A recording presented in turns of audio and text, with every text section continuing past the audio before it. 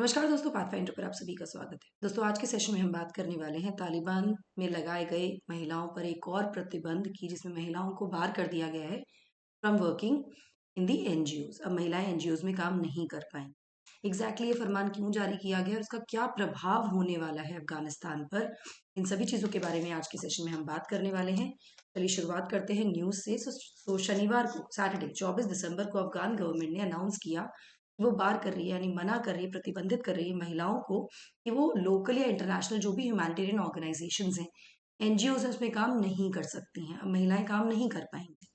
ये जो बैन है एक तरह से एक और झटका है, लेटेस्ट झटका है जो महिलाओं की राइट्स को लगा है अंडर दी तालिबान एडमिनिस्ट्रेशन। जब से तालिबान ने ओवरटेक किया है दी अफगानिस्तान गवर्नमेंट, तब से एक के बाद एक इस तरह के प्रतिबंध, इस तरह के उल्लंघन या वायलेशन ऑफ राइट्स देखने को मिल रहे हैं महिलाओं के विरुद्ध स्पेशली। और साथ में ये एक तरह से ऐसा दिख रहा है कि वो वैल्यू राइट, मतलब इसका जो उद्देश्य है ना, वो महिलाओं को इरेडिकेट करना चाहते हैं, हटाना चाहते हैं from the public life, over keeping the country. और मतलब इसमें क्या होगा, इससे क्या होगा अगर महिलाएं पब्लिक लाइफ से या इस तरह के एनजीओ में काम नहीं करेंगी, तो इसका एक नेगेटिव प्रभाव भी पड़ सकता है अफगानिस्तान के लाखों लोगों पर, जो कि काफी ज्यादा अमानवीय स्थिति में है, मतलब ह्यूमैनिटेरियन क्राइसिस से जूझ रहे हैं। कैसे, मैं आगे बात करूंगी। साथ में महिलाओं पर इसका क्या प्रभाव पड़ेगा उसके बारे में भी हम डेफिनेटली बात करेंगे। सो ये जो मूव है, ये कहीं ना कहीं थ्रेटन कर रहा है बिलियन ऑफ डॉलर की एड, मतलब जो सहायता मिलती है अफगानिस्तान को, वो सहायता हो सकता है बंद कर दी जाए, जिसकी वजह से फिलहाल अफगानिस्तान इस मदद की वजह से जो स्टारवेशन और इकोनॉमिक कोलैप्स है, उससे कहीं ना कहीं मीटअप कर पा रहा है। मतलब इस मदद के द्वारा अफगानिस्तान के लोग सरवाइव कर पा रहे हैं, स्टारवेशन से बचे हुए हैं, भूखमरी से बचे हुए हैं, इकोनॉमिक क्राइसिस के बीच में जो स्थिति है उससे अपने आप को बचा पा रहे हैं। अब इस मूव से हो सकता है कि जो एड मिल रही है, जो भी इंटरनेशनल एनजीओज हैं, ऑर्गेनाइजेशंस हैं, वो जो सहायता प्रोवाइड कर रहे हैं, हो सकता है वो सहायता बंद भी हो जाए। क्यों ऐसा होगा? क्योंकि obviously this is share discrimination, कि महिलाएं काम नहीं कर सकती। ठीक है ना। ये जो एडिक्ट है, इसको अनाउंस किया गया एक लेटर में from the ministry of economy, और इसको कंफर्म किया गया है द न्यूयॉर्क टाइम्स के द्वारा by ministry spokes person.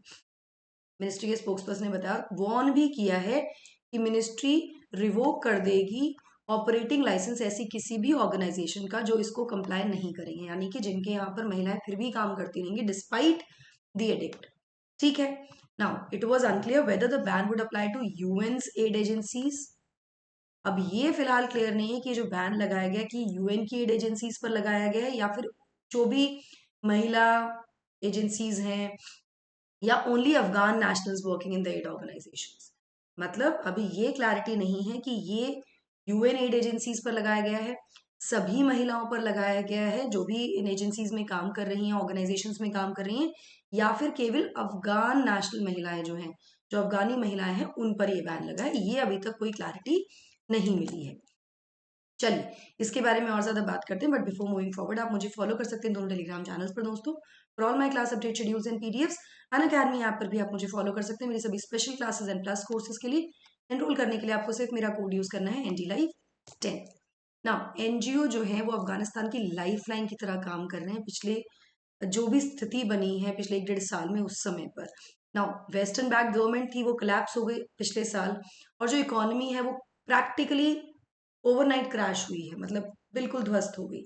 Afghanistan की लॉन्ग स्टैंडिंग मैल न्यूट्रिशन क्राइसिस और ज्यादा वर्स्ट हो गया, मतलब और ज्यादा वर्सन हो गया। तो बहुत सारी सिचुएशंस ऐसी हुई, ऐसे में these NGOs came as a help और a support system for the Afghanistani people.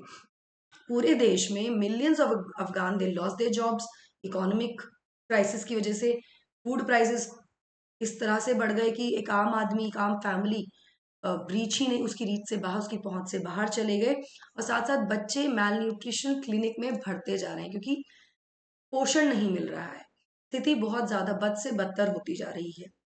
इस समय अगर आज की हम बात करें तो नियरली 20 मिलियन पीपल, यानी आधी से ज्यादा पॉपुलेशन जो है वो पोटेंशियल लाइफ थ्रेटनिंग लेवल्स पर है फूड इनसिक्योरिटी के। मतलब इस तरह की खाद्य असुरक्षा है यहाँ पर कि लोगों की मतलब जान को भी खतरा है, जान पर बनी हुई है। According to a UN analysis. UN के एनालिसिस में पता लगा है इनमें से 6 मिलियन ऐसे हैं जो लगभग फेमाइन के कह सकते हैं नियरली नियरिंग फेमाइन। ठीक है ना। इन सभी स्थितियों में एनजीओ ने काफी मदद की है ओवर द पास्ट ईयर, जब से ये ओवरटेकिंग हुई है तालिबान की बाय फ्रॉम दी अफगानिस्तान की एग्जिस्टिंग गवर्नमेंट, जो पुरानी गवर्नमेंट थी उससे, तब से billion of dollars in aid from humanitarian groups, billion of dollar की एड यहाँ पहुंचाई गई है जो भी मानवीय ग्रुप्स होते हैं उनके द्वारा, एनजीओ होते हैं।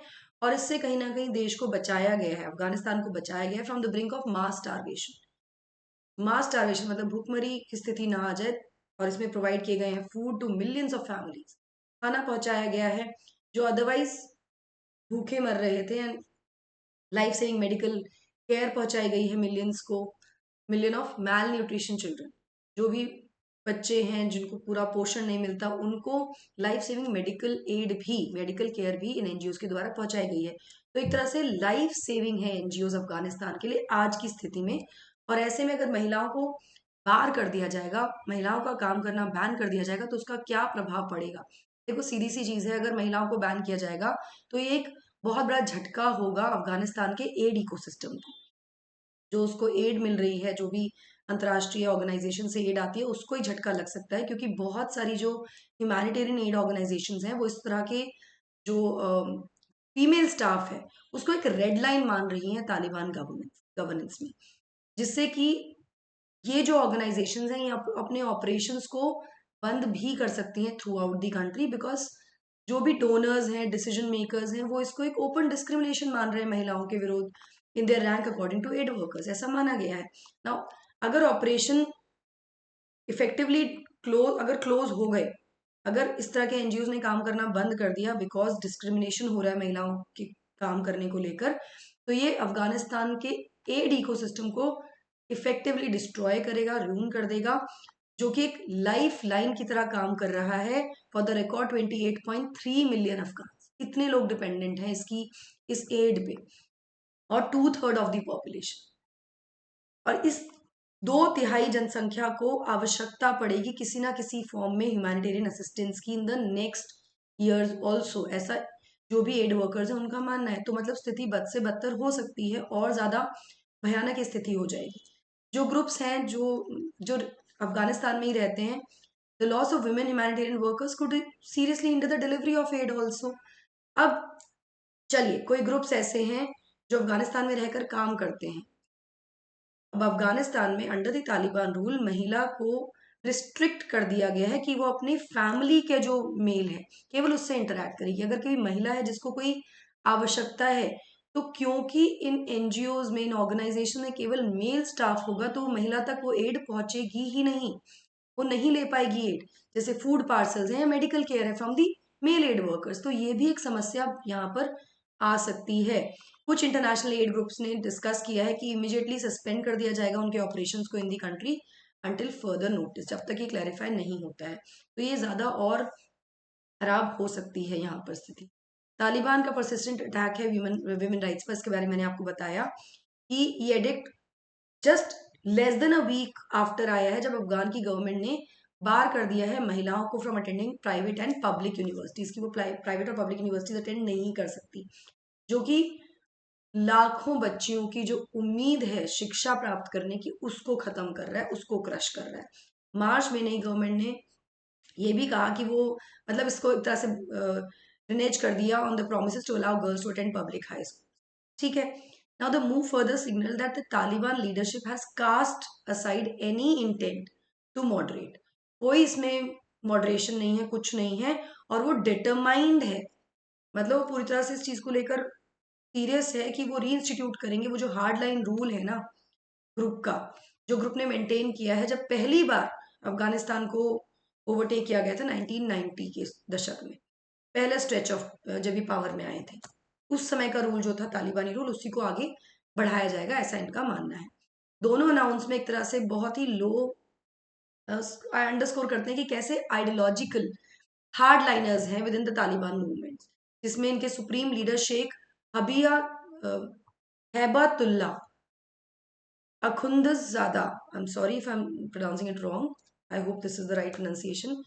ये भी कहीं ना कहीं बहुत ज़्यादा इन्फ्लुएंस कर रहे हैं, इम्पोज कर रहे हैं उनका influence over those who have अर्ज मॉडरेशन, जिन्होंने भी मॉडरेशन करने की कोशिश की है उन पर, in order to maintain engagement with in the international community. जो भी लोग हैं जो इंटरनेशनल कम्युनिटी से एंगेज होकर मॉडरेशन की कोशिश कर रहे हैं, उन पर भी काफ़ी ज़्यादा अपना जो इन्फ्लुएंस है उसको इम्पोज कर रहे हैं। Now, stoking fears that authorities plan to further roll back women's right.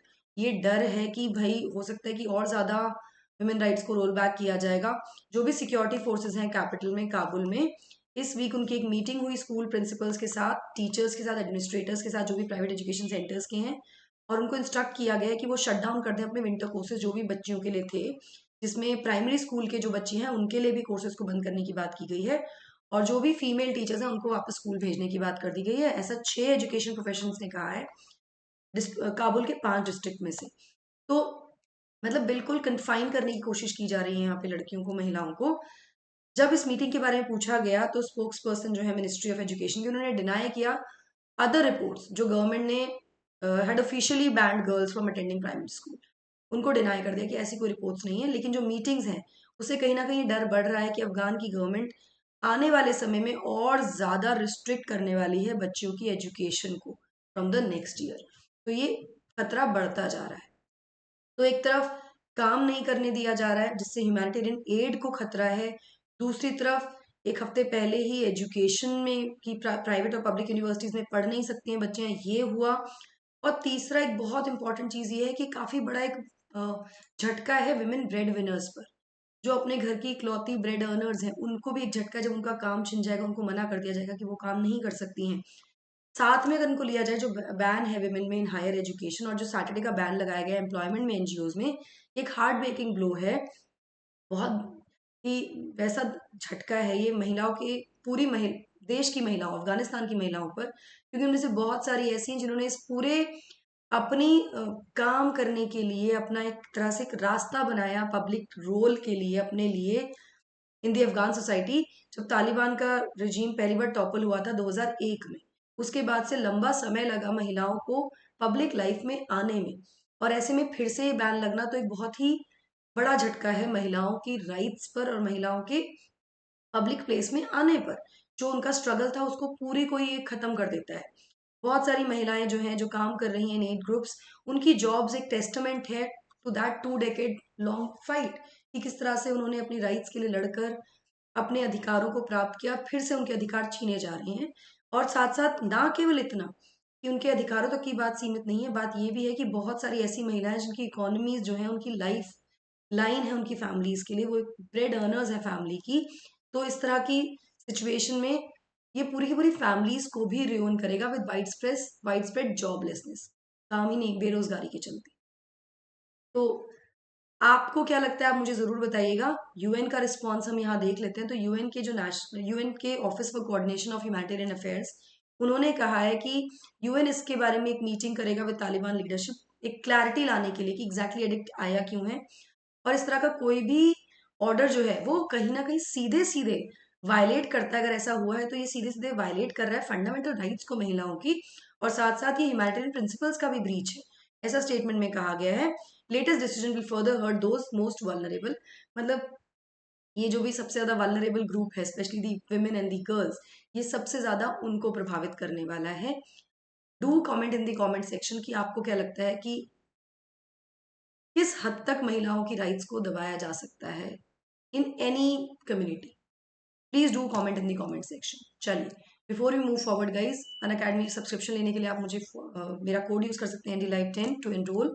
साथ में मैं बता दूं आपको बैचेस शुरू हो चुके हैं 22 दिसंबर से, आरंभ बैचेस NDLive10 आपको कोड यूज करना है।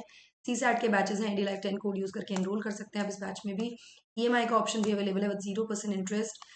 टेस्ट सीरीज प्लेटफॉर्म पे अवेलेबल है 199 में, जहाँ पर 55 ज़्यादा टेस्ट मिलेंगे आपको। आपको कोड यूज करना है NDLive10 to enrol for the test series. IRMS batch 18 तारीख से शुरू हो गया, जहाँ पे टॉप एजुकेटर्स UPSC और गेट के आपको पढ़ाने वाले हैं IRMS को क्रैक करने के लिए।